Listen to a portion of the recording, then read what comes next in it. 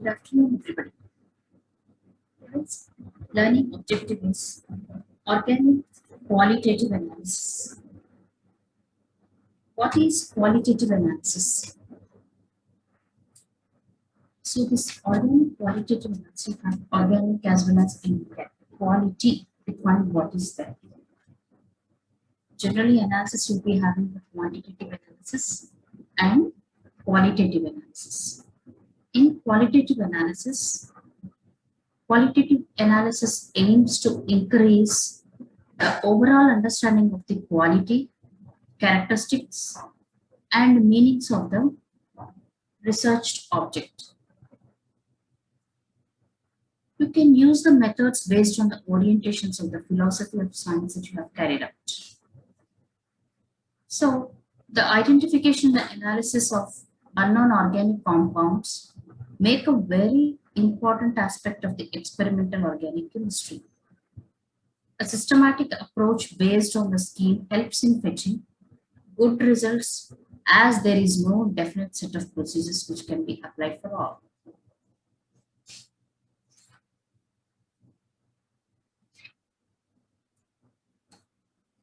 The qualitative analysis of organic compounds, elements present in the organic compounds are generally carbon, hydrogen, and in addition to these, they may also contain oxygen, nitrogen, sulfur, halogens, and phosphorus. So, generally, the detection of these elements, why it's important. Chemical analysis is crucial to know what substances you are handling and if there are any elements that shouldn't be there. So, the qualitative chemical analysis will work out from large to small scales. So you're having different examples, research methods, often the focus groups, open-ended questionnaires, surveys, everything. The classical quantitative inorganic analysis is the method. Analytical chemistry seeks the elemental composition of inorganic compounds. And the basic aims of the organic qualitative analysis are the detection and the identification of the organic compounds. Now, in these detections, first, we have to, the elements present in organic compounds are generally organic compounds that are present in this are generally, you have the carbon, oxygen, nitrogen, sulfur, halogens, and phosphorus. See, detection of the carbon and hydrogen. Carbon and hydrogen are detected by heating the compound with copper oxide. So before that, we have to first, when a compound is given for us, we have to check for the, before doing all this, you have to check for the preliminary test. So the preliminary test is done. So first the solubility we see, general functional group analysis we go. General functional group analysis, preliminary examinations, the physical order, if it's a solid or a liquid, and what is the color. We observe the color of the given compound. Order, we observe the order of the given compound. So many organic compounds are toxic, never we have to inhale over the open water. And we see physical constant, melting point of the solids, boiling. So, and there on we go for the detection of the elements. So first we do is the ignition test. We do that is the ignition test or flame test. How you do this ignition or the flame test? So systematic identification of organic compounds, there are different steps. My first step, which I'm explaining, is preliminary examination, extra elemental analysis. The third one is the solubility. And the fourth one is the functional group analysis. And even that is common functional group analysis. Later we go for deeper with the functional group analysis. We prepare the derivatives and final report is given for us. So in the preliminary examination, what we have done is the physical state, color, order, physical constant, flame test. Yeah, flame test, how you do is take about 2 droplets of the liquid or 20 mg of the solid compound on a clean nickel spatula. Heat it gently over the Bunsen burner. The compound, if it catches fire and burns with a non-sooty flame, it is aliphatic. If it is with a sooty flame, it is aromatic. If it is non-sooty flame and becoming char leaving behind the black residue, it is sugar. Yet this is the flame test which we observe. Later on, we'll see the detection of the elements. Here we also go for the extra elemental test, the second one. We prepare the sodium fusion extracts. Heat a small piece of the sodium metal in a fusion tube. It melts, becomes red hot, and add a compound to it in the small proportions. Heat it to red hot. Drop the fusion tube in the mortar containing 10 ml of distilled water and cover the wire hose. Grind it with the glass pieces. Boil the mixture for 2 or 3 minutes. Filter. This is sodium carbonate extract. Now, later on, we'll see the nitrogen, sulfur, halogen test presence. This is the Lassine test. How you do it, the carbon and the hydrogen is. In the Lassine test, we find nitrogen, sulfur, and halogens. Nitrogen, sulfur, and halogens. So before that, the very common element present in the organic compound is the carbon and the hydrogen. So before doing these 3 tests, we'll see the detection of the carbon and hydrogen. Carbon and hydrogen are detected by heating the compound with copper oxide. Carbon present in the compound is oxidized to carbon dioxide. Carbon present in the compound, it is oxidized to carbon dioxide. It is tested with the lime water which develops the turbidity. Carbon present in the compound, it is oxidized to carbon dioxide and it is tested with the lime water. It develops turbidity. Then it will go here. The carbon dioxide with the lime water, we are getting the calcium carbon. And hydrogen with water, it is tested with the copper sulfate. Hydrogen with water, it is tested with hydrogen and this. Hydrogen generally it is employed with the water and by using the copper sulfate. So copper sulfate on addition of the water molecule, you get blue color. Only copper sulfate, it's white, but the hydrated one is blue. That way we can test the hydrogen. Now, now comes the question which I have explained you. Detection of other elements. So first, the elements present in the organic compounds are the carbon and nitrogen. In addition to these, they may contain oxygen, nitrogen, I have told you. So for us, carbon, hydrogen completed. Nitrogen, sulfur, halogens will see. Later, oxygen and sulfur. We'll go for the Lassaine's test. We'll go for the Lassaine's test. Test for nitrogen. Yeah, the sodium fusion extract. It is boiled with iron ferrosulfate and then acidified with concentrated sulfuric acid. If there is a formation of Prussian blue color, it confirms the presence of nitrogen. It confirms the presence of the nitrogen. Okay, so 2 ml of the sodium fusion extract, as I've told you previously, other elemental test. It's not given on the slide. Extra elemental test. Here you have to prepare the sodium fusion extract. Heat small pieces of the sodium metal in the fusion tube till it melts and becomes red hot. Add compound to it in small proportions. Heat it to the red hot. Drop the fusion tube with the mortar containing 10 ml distilled water. Cover with the wire cloth, then grind it with the glass pieces. Boil the mixture for 3 or 2 minutes. Then filter. The filtrate is sodium fusion extract. This sodium fusion extract, it is boiled with iron sulfate, ferrous sulfate, acidified with sulfuric acid.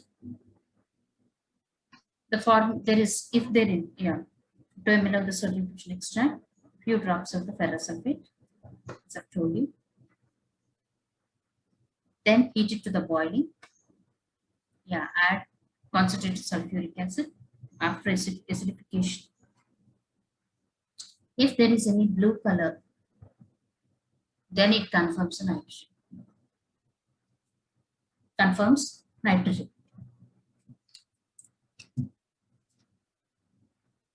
Now we'll see the next element. Sodium cyanide, it first reacts with iron sulfate and forms sodium hexacyanoferrate. On heating with sulfuric acid, some iron are oxidized to ferrite. Ferrous to ferrite, which reacts with the sodium hexacyanoferrate and produces iron hexacyanoferrate. And this is Prussian blue. Why you're getting the color? Let's see. Sodium cyanide reacts with iron sulfate from sodium hexacyanoferrate on heating and the concentrated sulfuric acid, and the iron ions get oxidized to ferric ions, and on reacting with sodium hexacyanoferrate produces iron hexaferrocyanide, which is Prussian blue in color, which confirms the nitrogen element.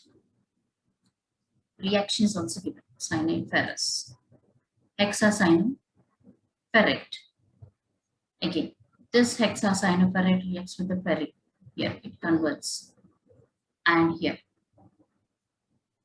what is formed is, you can see sodium hexaferrate produces iron hexacyanoferrate. Now test for sulfur. Test for sulfur. The sodium fusion extract is acidified with acetic acid. Test for sulfur. Sodium fusion extract. It is tested. Here you can also do the sodium fusion extract. It is acidified with acetic acid and lead acetate. If a black pipette is formed, then lead sulfide is there. It indicates the presence of sulfur. A sulfur plus lead, PBS is black. If sulfur is present only, you get PBS, and you get the black color, or else you don't get it. So the sodium fusion extract on addition with acetic acid and lead acetate, it is turned into the lead sulfide. If there is any black coloration, then that is confirmation of sulfur. Again, on treating sodium fusion extract with sodium hydroxide,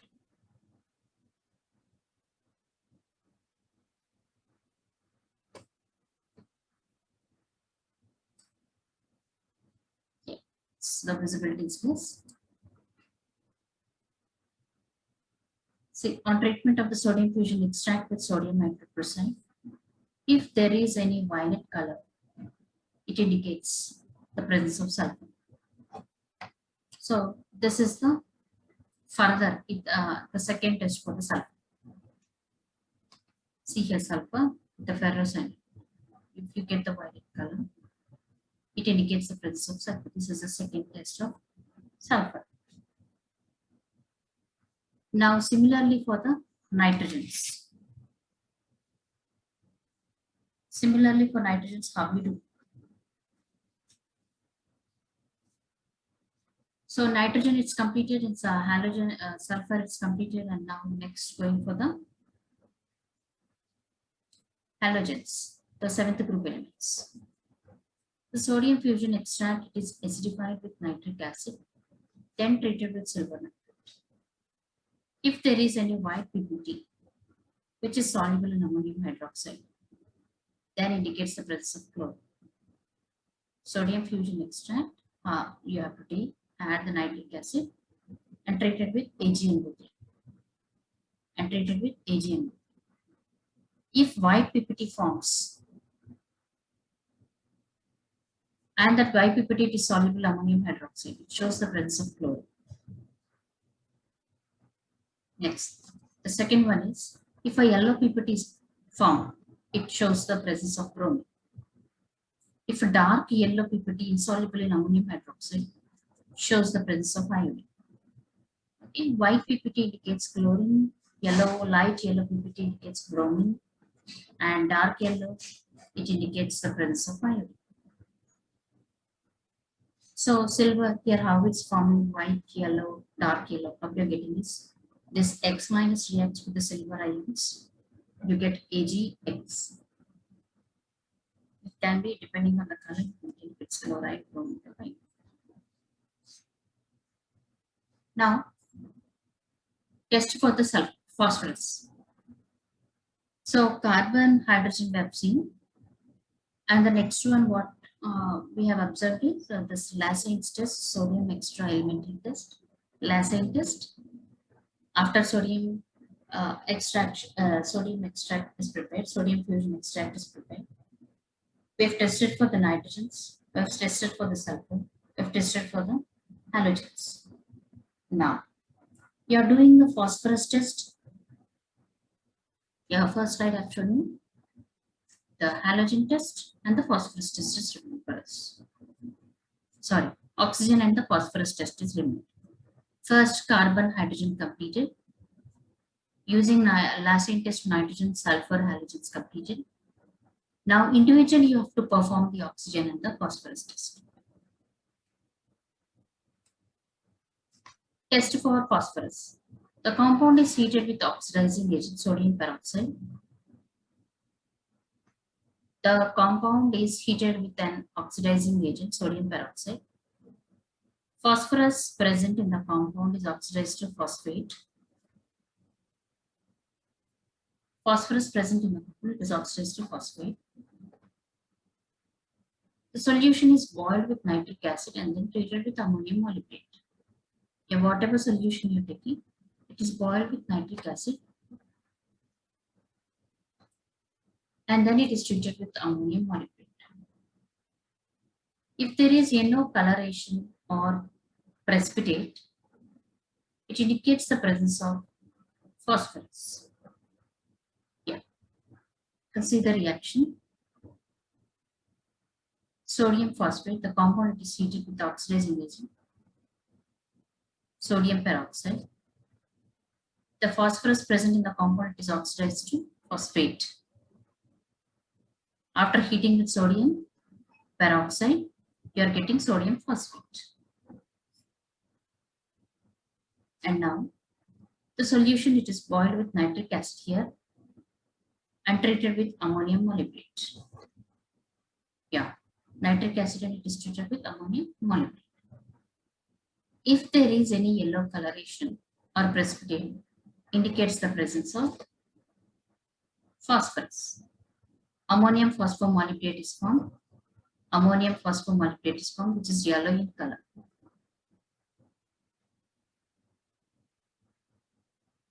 See, carbon and hydrogen unknown mass, quantitative analysis. How much is present?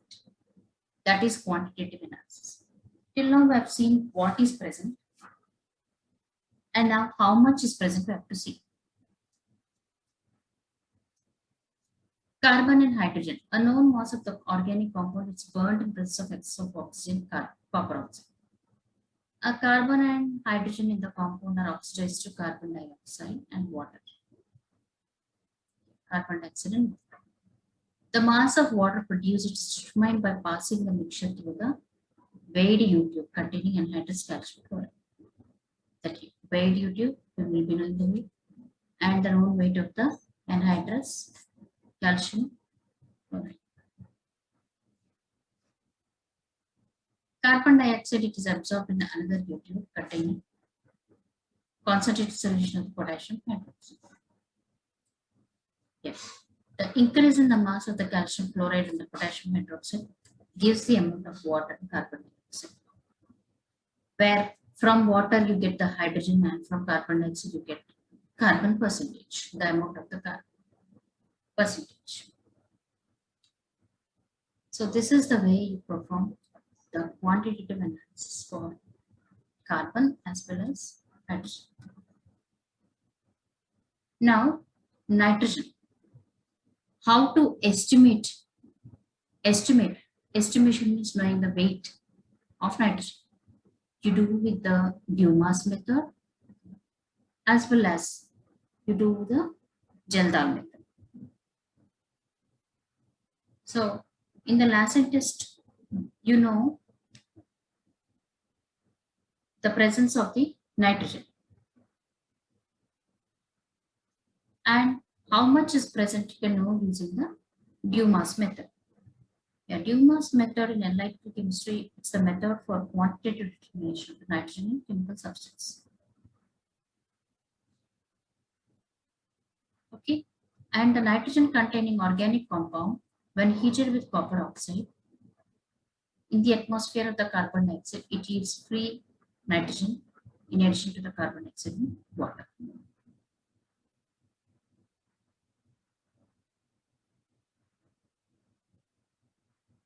So this due mass method, here you can see carbon dioxide, nitrogen. This is the compound on reaction with the copper oxide. How much amount of carbon dioxide and nitrogen this water is formed? It will explain you the carbon and the nitrogen content. You can very clearly see the method, how we are doing. The molecular weight determined by due mass method. You're having right side, at the right side, several grams of the organic compound. Several grams of the organic compound were drawn in the pulp. The pulp was then immersed in water. It was immersed in the water. And therefore it was there until it was kept in the water for about 90 degrees, and it was there until the liquid was completely evaporated and the air in the bulb was replaced by the vapor. Okay, so the tip where the sealed shut bulb are removed from the bulb, it's cooled, dried, weighted to liquid. The weight of the bulb filled with the vapor, it was about some grams. The weight of the empty one was also calculated. So on doing this one, you get the difference in the weight and you get the nitrogen.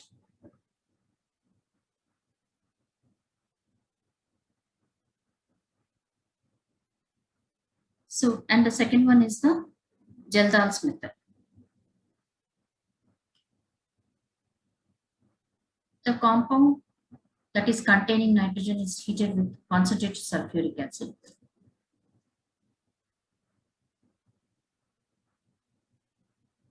Yeah, I'm explaining.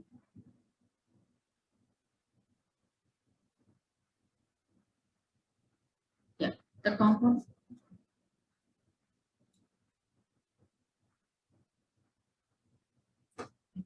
So here the compound that is containing nitrogen, it is heated with the concentrated sulfuric acid. It is heated with the concentrated sulfuric acid. And the nitrogen in the compound, it gets converted to ammonium sulfate.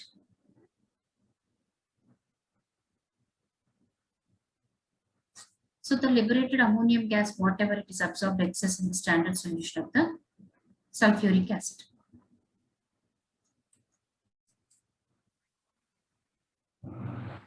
Yeah, nitrogen, we have estimated by the Lassen's test the presence of the nitrogen and the presence of the sulfur and the presence of the halogens. It is done by Lassen's test. Now, in the here, there are two methods for estimation how much is present. So the presence is known by Lassen's test, and how much is present, that is the weight of the nitrogen, can be known by due mass method and the Geldal. Due mass method was one of the ancient methods. The nitrogen that is containing the organic compound, it is heated with the copper in the atmosphere of the carbon dioxide and yields free nitrogen in addition to that of carbon dioxide in water. There you go. get the nitrogen, and this nitrogen can be estimated. How you do the process is add 5 to 10 ml of cyclohexane to 125 ml in a flask. Cover the flask with the aluminum foil. Put a small bowl in the foil. Heat the flask in the boiling water, and when the liquid was vaporized, it's cool in the ice bath. After getting the liquid, it's after vaporized, it's cool in the ice bath. You dry, weigh, and when finished, fill the flask with water and weigh. That way, you do the estimation of the nitrogen by Dumas method. And the second method is the Jaldan method. So, in the Jaldan method, the compound containing nitrogen, whatever the compound that is containing nitrogen, it is heated with concentrated sulfuric acid. Yeah, it is heated with the sulfuric acid.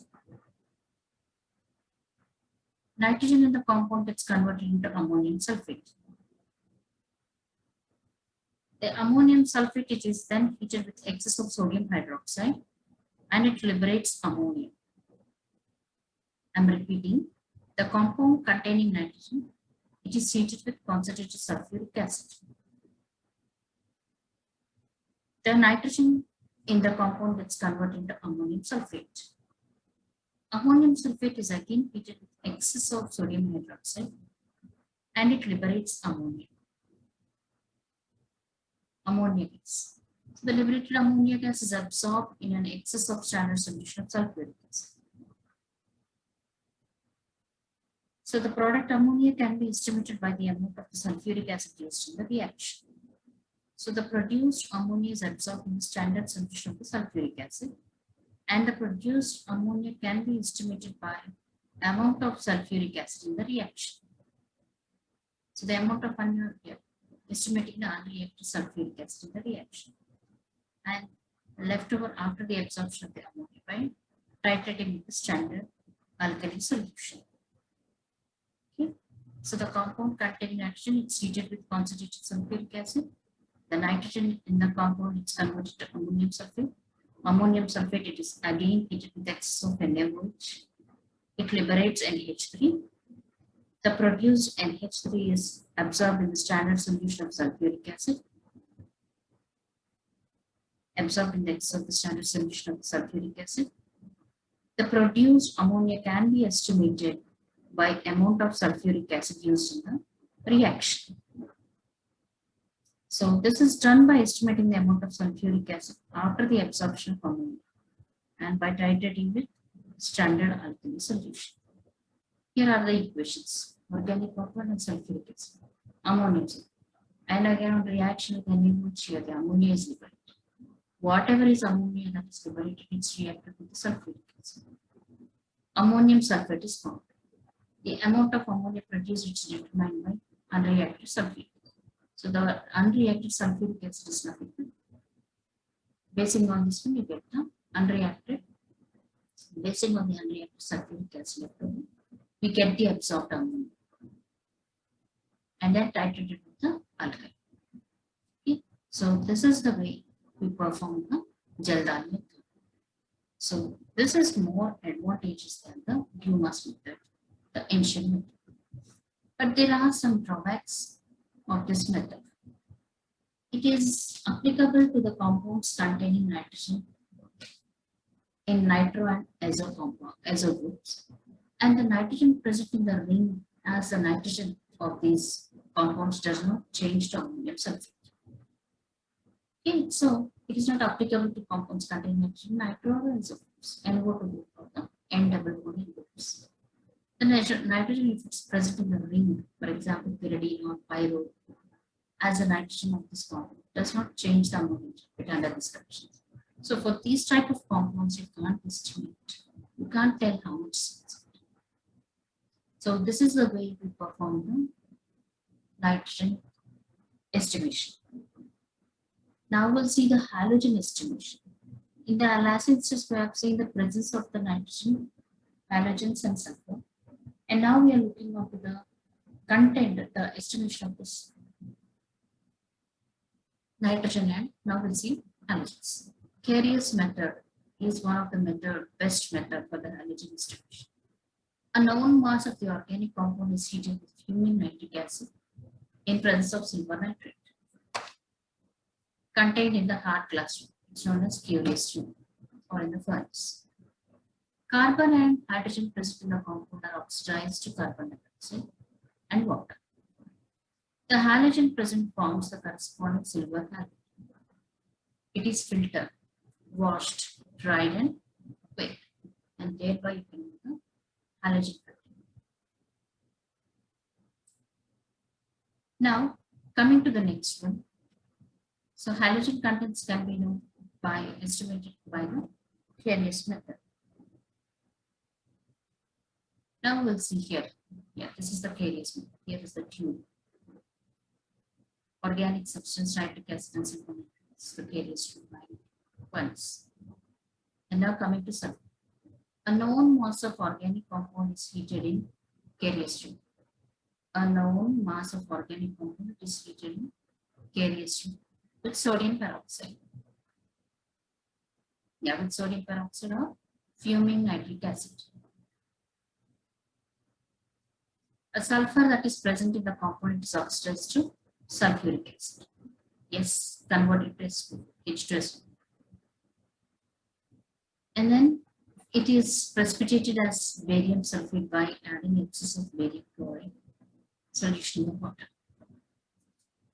So the presence of sulfur can easily burn. Organic compound heating in presence of the Carrier's tube with sodium peroxide or the fuming nitric acid. Sulfur in the compound is oxidized to sulfuric acid. If barium sulfate, it can be precipitated as a barium sulfate, BaSO4, by adding excess of barium chloride solution in water. The precipitate is filtered, washed, dried, and weighed. The percentage of the sulfur can be calculated by the mass of the barium sulfate. If BaCl2 is converted to BaSO4, and the weight of the BaSO4 gives you the weight of the sulfur.